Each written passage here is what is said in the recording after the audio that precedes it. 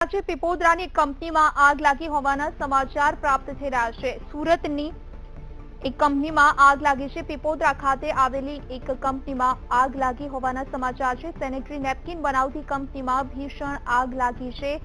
સુરતના પીપોદરામાં આવેલી છે કંપની શ્રીજી હાઇજીન કંપનીમાં ભીષણ આગ લાગી છે। 5 ફાયર ફાઇટર ઘટનાસ્થળ પર પહોંચી ગયા છે। આગના પગલે કંપનીમાં 5 કરોડથી વધુનું નુકસાન જાય તેવી શક્યતા છે। કિરણસિંહ ગોહિલ વધુ માહિતી સાથે અમારી સાથે ફોનલાઈન પર જોડાઈ ગયા છે।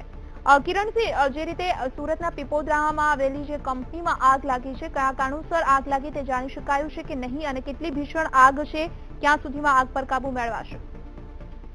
જી ચોક્કસ આપને જણાવી દઉં કે જે રીતે માંગરોળના જે પીપોદરા જીઆઈડીસી વિસ્તારમાં જે શ્રીજી હાઇજીન કંપની આવી છે એમાં ભીષણ આગ લાગી છે।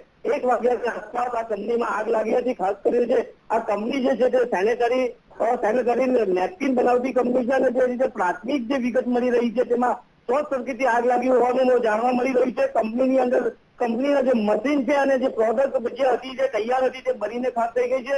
આગના પગલે સુરતથી 3 ફાયર ફાઈટર અને સ્થાનિક વિસ્તારના 2 ફાયર ફાઈટર મળીને 5 જેટલા ફાયર ફાઈટર ઘટના સ્થળે દોડી આવ્યા છે। ખાસ કરીને જો કંપનીના સંચાલકની જો વાત કરું તો કરોડો રૂપિયાનું નુકસાન કંપનીને થવા પામ્યું છે। જી બિલકુલ કિરણસિંહ, આપનો આભાર માહિતી આપવા માટે।